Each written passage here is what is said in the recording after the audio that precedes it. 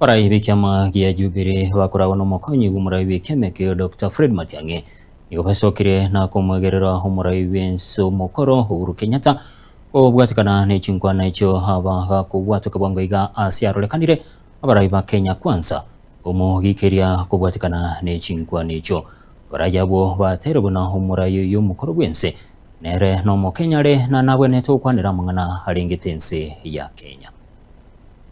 Our party leader is going nowhere, and our party leader will continue to express himself. It is his constitutional right. In fact, you can go ahead and do what you please, because the kind of behavior we have seen from elected leaders is shocking. We must uphold the decency of difference, that we can have differences, but we can be decent about it. Even the language that is being used by some of these leaders in reference to President Kenyatta is shocking. We will not even allow and encourage our members to use that kind of language against President William Ruto, because it's indecent, it's unbecoming. We want to build a decent society, and a society that upholds truly the principles of democracy and decency. The retired president makes one phone call and the government screams the whole weekend.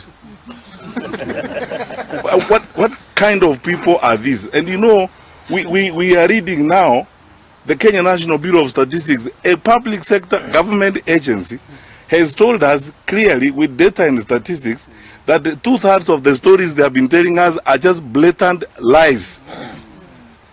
On a weekend when senior members of your party are announcing that they will not defend their seats on your party's ticket, when it is clearly displayed to the world that you are a sinking ship, would you be spending your time insulting your predecessors? It's amazing.